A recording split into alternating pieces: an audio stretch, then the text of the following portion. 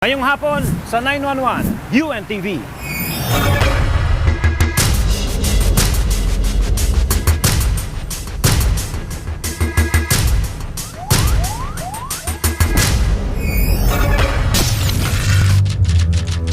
The views expressed in the following program do not necessarily reflect the views of the station and its management. Also, the people and place shown on the reenactment do not necessarily reflect the actual incident, but are utilized only for the program's production purposes.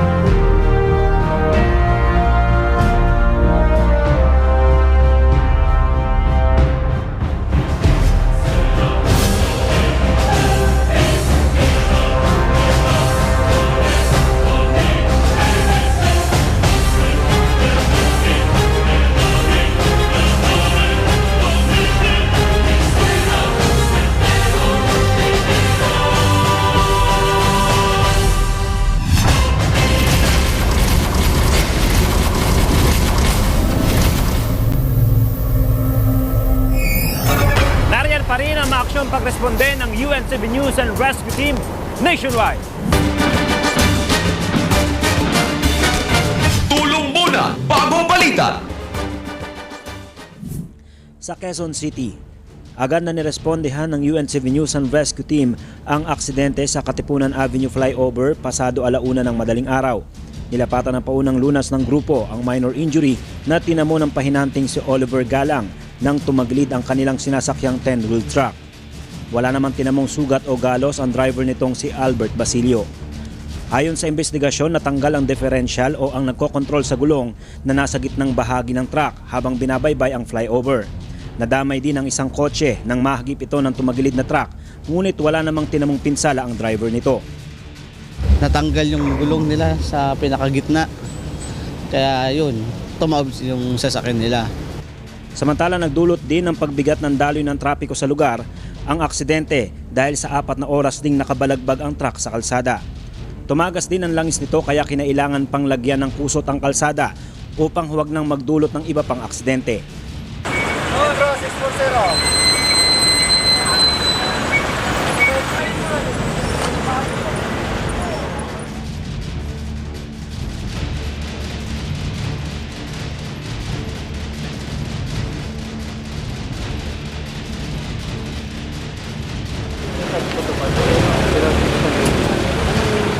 Nirespondihan ng UNTV News and Rescue Team ang aksidenteng motorcycle rider sa Mindanao Avenue, Barangay Bagbag, Novaliches, Quezon City, pasado 4:00 ng madaling araw. Si Romel Remon ng Barangay Gulod, Novaliches ay halos hindi makausap dahil sa pinsalang tinamo sa kanyang ulo matapos na bumangga sa concrete separators na nasa gitna ng kalsada. Bagamat may suot na helmet, napinsala pa rin ang kanyang ulo dahil sa lakas ng impact ng kanyang pagtilapon mula sa motorsiklo. Ayon naman sa tauhan ng MMDA na rumisponde, accident-prone area ang lugar dahil palaging ninanakaw ang traffic signage sa concrete separator na nasa gitna ng kalsada. Wala ho tayong signboard ngayon dyan kasi po ang mga signboard natin dyan ninanakaw. Madalas po natin lagyan yan sa 3 bariles, kinabukasan wala na naman. Matapos malapatan ng paunang lunas ang biktima, dinala ito sa Quezon City General Hospital upang mabigyan ng kaukulang atensyong medikal.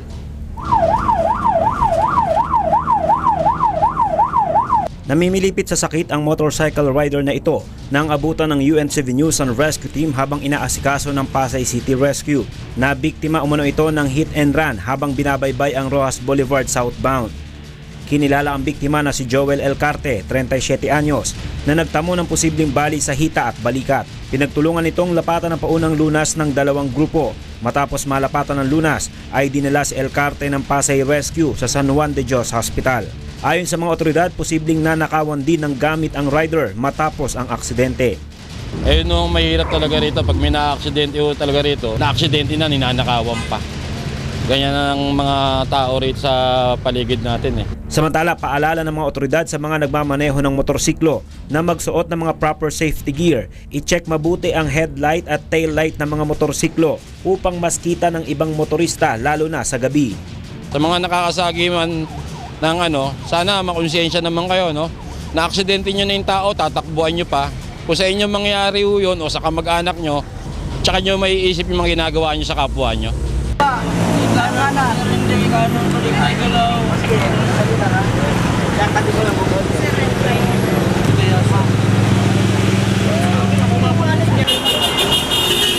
Ganon.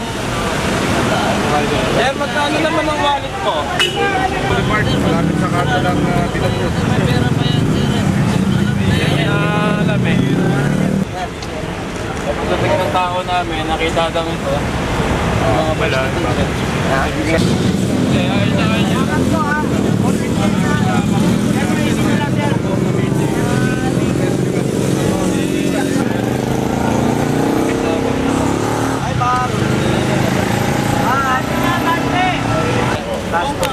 ng wallet niya, 20 pesos na naman eh.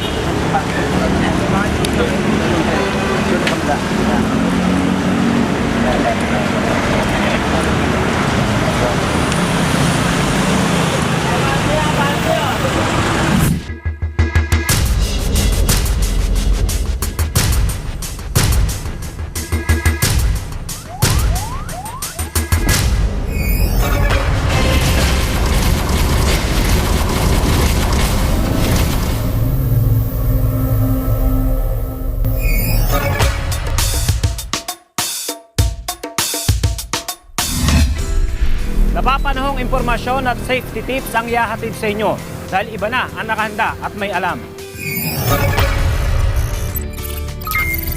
Ang lason o poison ay sangkap o material na maaaring makapagdulot ng pansamantala o habang buhay na pinsala kapag nakapasok sa katawan ng isang tao. Maaaring mauwi sa drug poisoning ang overdosage ng over-the-counter drugs o kahit ang prescribed medicine kung mali ang paraan ng paggamit. At kung illegal na droga ang iti-take ay maaaring mauwi sa kamatayan. Kaya kung palagay mo ay nabiktima ng drug poisoning ang isa sa iyong kakilala, narito ang ilang mga palatandaan.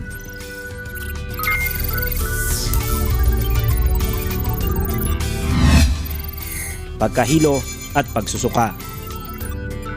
Pagkalito at pagkahibang. Pagiging magugulatin at matatakutin. Matinding antok na maaaring mauwi sa pagkawala ng malay. Pagpapawis. Nanginginig na mga kamay. Halusinasyon. Mabagal o mabilis na tibok ng puso. Unusual na paglaki o pagliit ng eye pupils. Narito naman ang mga dapat gawin sa isang biktima ng drug poisoning.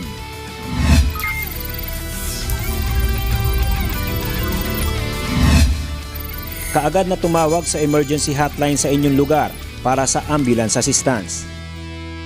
Kung may malay tao pa ang biktima, tulungan ito sa isang komportableng posisyon at tanungin kung ano ang kanyang ginamit na gamot. Kumalap ng impormasyon na maaaring makatulong sa pag-identify sa gamot. Palaging i-check ang paghinga, pulso at responsiveness ng patient.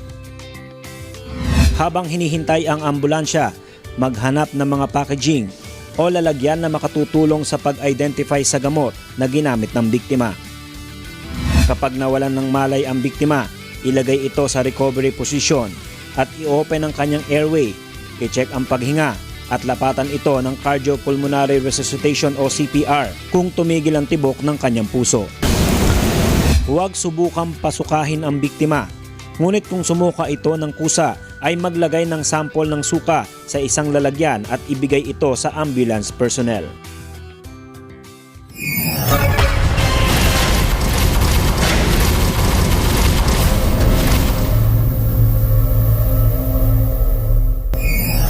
Ang Bicol Region ay kilala bilang tourist destination dahil makikita rito ang ganda ng Mount Mayon at Cagsawa Ruins. Sa kabila nito, ang Bicol Region ay kilala bilang isa sa mga disaster-prone areas.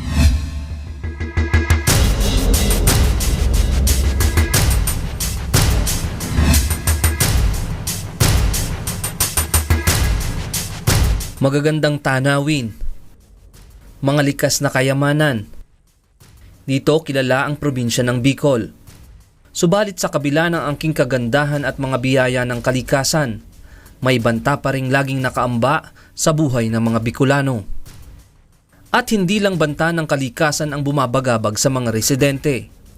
Maging mga medical emergencies ay nagiging madalas na rin sa probinsya, gaya ng mga aksidente at iba pa. Subalit hindi nag-iisa sa pagharap sa mga pagsubok ang mga Bicolano dahil may natatakbuhan sila sa instansya ng emergency. Kagaya ng 9th Infantry Division Disaster Rescue Operation ng Philippine Army sa Pili, Camarines Sur. Hindi lang sa pagtatanggol sa bayan bihasa ang 9th ID ng Philippine Army dito sa Bicol dahil aktibo din sila sa pagtulong sa mga kababayang naaaksidente, nalulubog sa baha at mga nasasalanta ng mga kalamidad. Sa katunayan, nagtalaga sila ng rescue team na tumututok sa lungsod at mga kalapit bayan. Pagdating sa rescue, itong DRRO team ng 9th Infantry Division talagang well-experienced and well-skilled, kumbaga. Kasi nga at nakapag-undergo sila ng mga series of training. Walang pinipiling abutan ng tulong ang DRO ng Philippine Army dito sa Bicol. Maging kanilang mga kalaban kapag nasugatan ay handa nilang tulungan. Kasi yun naman talaga ang mandated natin. Hindi lang tinuturing yung mga kalaban, no? Kung sakali man na dumating sa mga bagay-bagay na sila ay matamaan sa operations, talagang mandated ng Philippine Army na tulungan din sila. At para mas matulungan ang mga kababayan, nagtuturo din ang 9th Infantry Division ng Philippine Army sa kanilang nasasakupan. Of course, itong DRO team natin, hindi lang na sila ay nagtitrain, kundi kami po yung team na sinishare din namin yung knowledge. No? Tumuturo din kami doon sa mga estudyante, sa mga schools, para matutunan din nila kung ano yung mga first aid na dapat na gawin nila.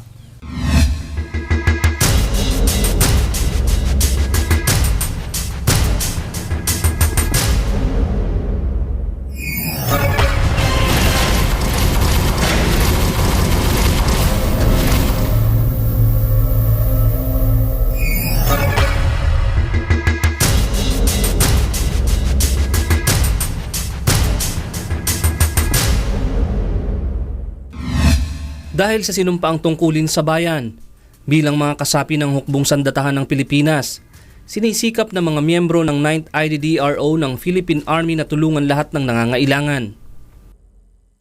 At para mas maging epektibo sa pagsagip ng buhay ng kapwa, katuwang nila ang mga makabagong rescue equipment.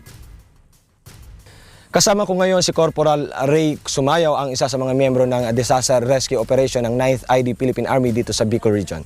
Sir, ano po ba ang mga equipment na ginagamit natin when it comes to rescue? So, mayroon po kami sir equipment dito na pagdating sa water rescue, mayroon po kaming life ring, mayroon po kaming helmet, ito po yung sa water rescue. Then mayroon po kaming para sa high angle rescue, mayroon kaming full body harness. Ito sir ay type ABC, pwede sir sa ordinary fire, flammable liquid or electrical fire. Ito sir ang tinatawag naming dynamic rope, 11 millimeters, 3,200 kilograms, equivalent 3.2 tons ang kayang dalhin ito sir. Then ito po sir yung helmet namin sa pagre-rescue, tulad nung pag-rescue namin sa Main Volcano, pag-rescue namin sa Tacloban, so ito po yung mga gamit namin sir. Ito sir sa mga shovel, pag halimbawa mag-landslide, so ito sir ang unang ginagamit namin, lalong-lalo sir sa mga bundok. Then meron kami sir sa collapse structure sir, ito sir ang tinatawag na receptacle, so kung saan pag nag-collapse ang building, pamputol sir ng mga bakal. Sir, ito po bang mga gamit natin? Sir, nagamit na po ba natin lahat ito sa isang pangyayari dito sa Bicol Region? Yes sir. Like anong instances nun, sir? Yung sa Main Volcano sir, pinantali namin sir sa span board para maibaba yung victim. Yun po yung mga ginamit namin sir, itong tali na to sir. So ito sir, lahat ng gamit natin dito lang naman natin ito na purchase sa sa Pilipinas or outside the country pa? Pilipinas lang, sir. Pilipinas lang po ito, sir, na procure ng Philippine Army. Lahat po ito, sir. Pero ito po ba ay talagang subok na talagang napakinabangan na natin at masabi na malaki ang serbisyong ibinigay sa atin? Yes, sir. Hindi lang po yung gamit ang subok na. Ang member ng DRO team ay subok na po yan. Full train po ang DRO team. Bukod sa mga kagamitan sa pagre-rescue, katulong din ng 9th ID Disaster Rescue Operation sa bawat pagsaklolo ang kanilang BLS-type ambulance. Ako po si Second Lieutenant Jason Joy T. Corbeta, Nurse Corps, Philippine Army. At ito po ang aking mga kasama. Siya po si Sergeant Ortesa, Corporal Guelos at PFC Tanya Moore. Lahat po sila ay trained ambulance operator at lahat sila nag-undergo ng Basic Medical Aidman course. Ito po ang ambulance ng Camp Elias Angeles Station Hospital, 9th Infantry Division, Philippine Army. Ito po ang aming stretcher, spine board, litter at BP apparatus. Meron din po tayong bandages, splint na ginagamit natin sa mga vehicular accident na rescue na may prospected fracture. Meron din po tayong oxygen tank and auto mask and auto cannula sa mga pasyenteng nahihirapang huminga. Sa bawat rescue, ang Aidman ay may dalang palagi ng medical kit bag. Ang medical kit bag ay naglalaman ng mga additional na gamit sa pag-rescue. Tulad po ng mga IV fluids, additional bandages, micropore, mga alcohol at cottons. Ang ating ambulance po ay isang basic life support type of ambulance. Kasama ng UNTV News and Rescue Team, ang medical team ng 9th Infantry Division, Philippine Army dito sa Bicol Region. nagsanib puwersa para tagasagip ng buhay sa iba't ibang dako ng Bicol Region.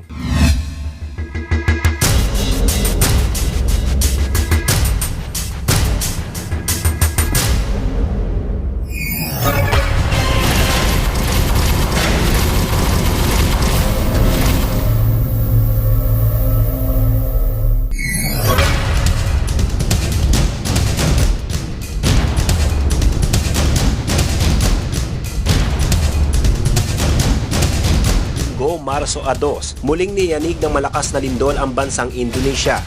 Nagpanik ang maraming mga residente sa isla ng Sumatra sa naturang bansa dahil nanumbalik sa kanila ang takot na kanilang naranasan nang rumagasa ang may 57 talampakang tsunami na bunga ng 9.8 magnitude na lindol noong Disyembre 26, 2004 na kumitil ng 100,000 buhay ng kanilang mga kababayan. Dito sa Pilipinas na halos kalapit bansa lang ng Indonesia, hindi malayong tumama din ng isang mapaminsalang lindol.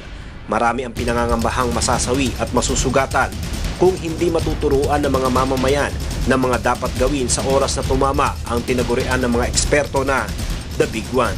Kaya upang huwag mapabilang sa mga posibleng casualties sakaling lumindol, narito ang mga dapat nating tandaan.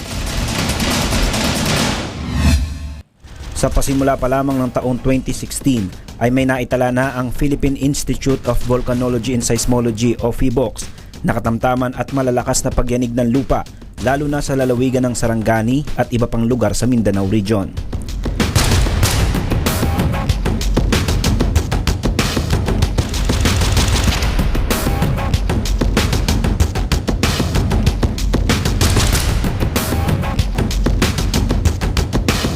Dito sa ating bansa, patuloy pa rin ang masusing monitoring na ginagawa ng mga otoridad hinggil sa The Big One. Ang napipintong paggalaw ng West at East Valley Fault o mas kilala sa tinatawag na Valley Fault System. Dito sa Metro Manila, partikular na maapektuhan ang lungsod ng Quezon, Marikina, Pasig, Taguig at Muntinlupa. Maging ang karatig lalawigan gaya ng Bulacan, Cavite, Rizal at Laguna. Kaya naman serye ng earthquake drills at simulations ang isinasagawa ng iba't ibang local government units at ng Metropolitan Manila Development Authority o MMDA upang bigyan ng ideya ang mga tao sa mga nararapat gawin kapag tuluyan ng mangyari ang matagal ng pinangangambahan. Sa kabila ng mga programa at babala ng ating pamahalaan patungkol sa banta ng lindol, natuto na nga ba tayo? Handa na ba tayong harapin ang tinaguriang The Big One? Ayon sa mga dalubhasa, anumang oras ay pwede tayong yanigin ng malakas na lindol. Marami ang maaaring mamatay at masaktan dito sa Metro Manila, kaya narito ang mga dapat gawin bago, kasalukuyan at pagkatapos ng lindol.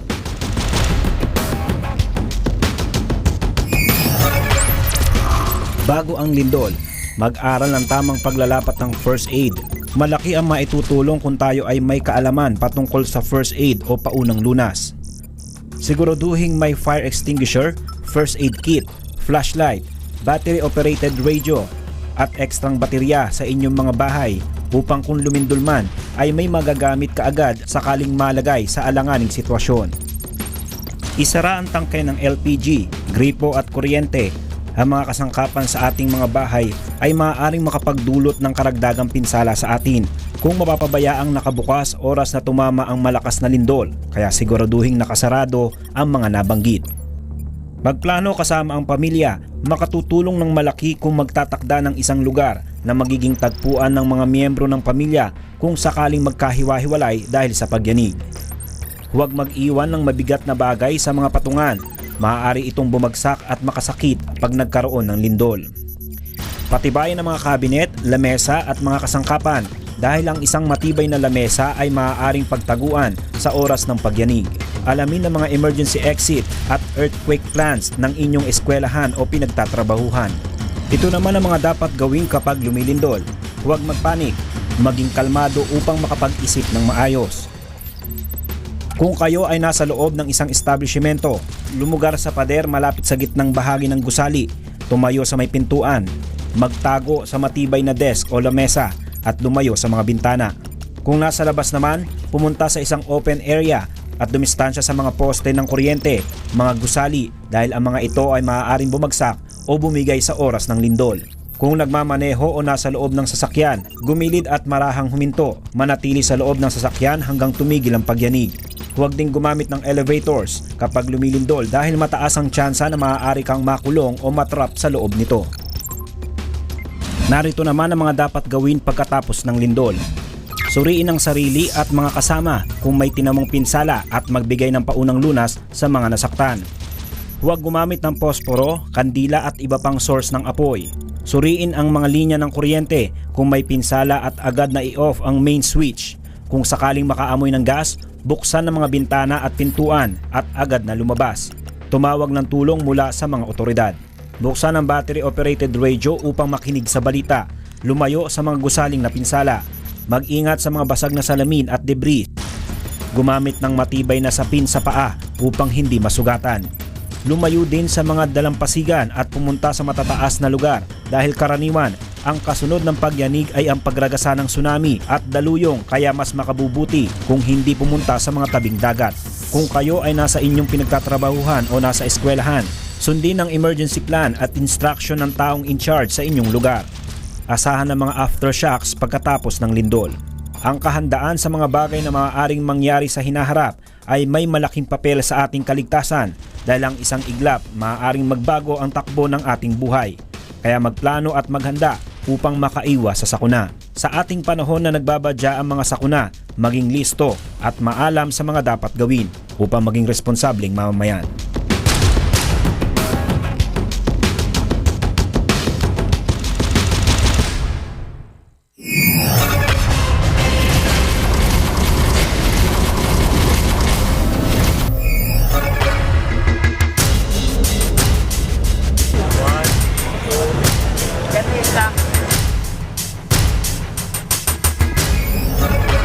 Maging sa mga lalawigan, patuloy ang pagsaklolo ng aming mga kasama sa bawat aksidenteng kanilang nasasalunga sa Luzon. Tulong muna bago balita.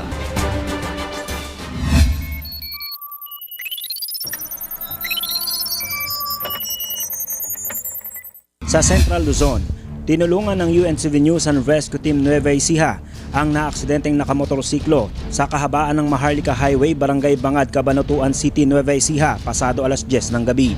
Kinilala ang naaksidente na si Jerby Apoderado, 25 anyos, taga-bayan ng Haen, Nueva Ecija, na nagtamo ng sugat sa kaliwang braso. Ihahatid sana si Apoderado ng kanyang kamag-anak na batang babae sa Bungabon nang masagi sila ng isang truck. Kinilala naman ang driver ng truck na si Marcelo Digia, 63 taong gulang. Matapos malapatan ng paunang lunas, ay dinala na siya ng grupo sa Good Samaritan General Hospital.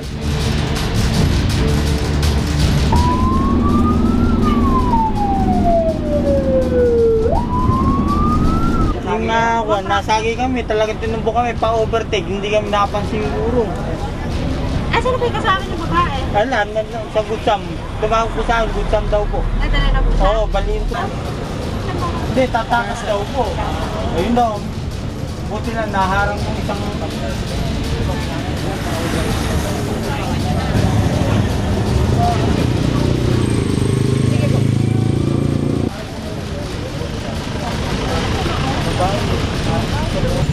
Sa bangat, nakasali ko na kasama ko, balituhod.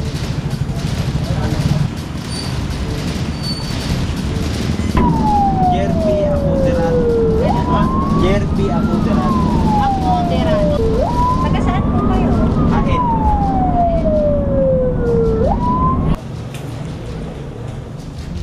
Sa Southern Luzon, nirespondihan ng News and Rescue Team Laguna ang aksidente sa pagitan ng kotse at motorsiklo sa National Highway Barangay San Antonio sa Binyan City, Laguna, pasado alas 11 ng gabi. Sugatan ng dalawang sakay ng motorsiklo matapos bumangga ang mga ito sa likuran bahagi ng sinusundan nilang kotse. Nagtamo ng sugat sa hita ang driver ng motorsiklo na si Jervis Salazar, habang sugat naman sa paa ang tinamo ng angkas nito na si Rose Ann Beato. Ayon sa driver ng kotse na si Lori Manalo, nagulat na lang siya nang may biglang kumalabog sa likurang bahagi ng kanyang sasakyan.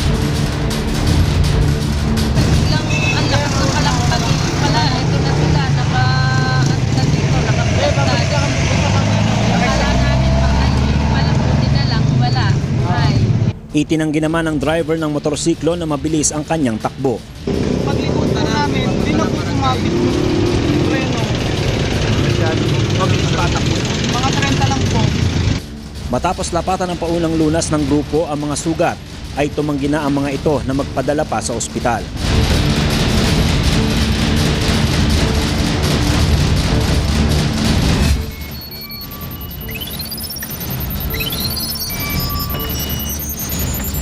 Sa Visayas Region, naabutan ng UNCV News and Rescue Team na nakaupo pa sa kalsada si Wilfredo Nunez, isang taxi driver, matapos itong matumba dahil sa pagkakabundol sa kanya ng motorsiklo na minamaneho naman ni Edwin Bongo Jr.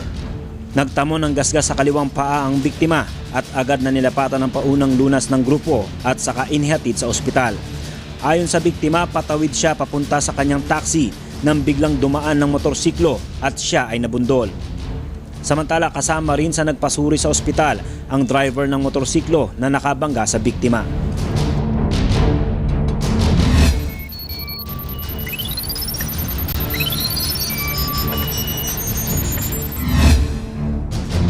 Tinulungan rin ng UNCV News and Rescue Team ang isang lalaking nasugatan matapos mabundol ng van sa Diversion Road, Maa, Davao City, pasado alas 12 ng hating gabi. Ang biktima na kinilalang si Christopher Bakingo, 24 anyos, ay nagtamo ng sugat sa kaliwang bahagi ng ulo at hinihinala ring may spine injury at bali sa kaliwang kamay. Ayon sa mga nakakita sa pangyayari, tumatawid ang biktima sa kalsada nang mabangga ng rumaragasang van. Matapos lapatan ng paunang lunas ay agad na inihatid ng UNCV Rescue ang biktima sa Southern Philippine Medical Center.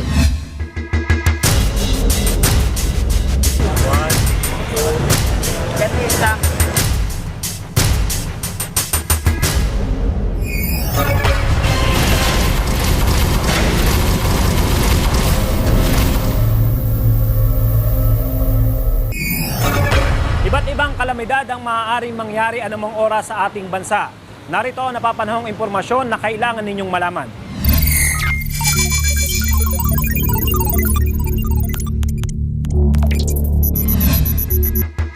Hindi lang ang lungsod ng Marikina ang madalas na nangangamba sa banta ng pagbaha dahil tuwing bumubuhos na ang malakas na ulan, maraming lugar sa bansa, partikular na dito sa Metro Manila, ang mabilis lumubog sa tubig baha. Kaya upang makaiwas sa mga panganib na dala ng tubig baha, narito ang paalala ni Ginoong Rameses Mendoza. So pagka nagbaha, siyempre ang unang-una natin gagawin is huwag tayong lulusong sa tubig baha. Lalo na hindi natin alam kung gaano kalalim ang isang lugar pagka binaha. Kasi minsan di natin kita yung karsada, baka mamaya may mga butas pala doon at pwede tayong lumusot doon at malunod. Kung tayo naman ay malapit sa ilog at umaapaw na ang tubig sa ilog, huwag rin nating piniting maligo kasi kadalasan ang karakteristik ng ilog pagka nag-uulan ng malakas is malakas ang agos. Kahit na sinong taong marunong lumangoy, pwede pa rin malunod dito kasi mapapagod po siya. Pwede siyang anurin. Pag umalis naman po tayo ng bahay at bumalik na tayo sa bahay pagkatapos ng pagbaha, huwag muna natin kainin yung mga naiwan nating pagkain dahil baka mamaya na-contaminate na po ito ng tubig baha. Pag iinom po tayo ng tubig, siguraduhin natin na pakuluan po muna natin ang mga tubig na iinumin natin. O di naman po kaya, uminom na lang tayo ng mga bottled water para sigurado ligtas at di tayo magkasakit. Kung hindi naman natin may iwasan na kailangan natin talagang lumusong sa tubig baha, pagdating sa bahay, siguraduhin natin linisin nating maigi yung ating mga paa at binte para sa ganun makaiwas din tayo sa sakit na leptospirosis. Okay?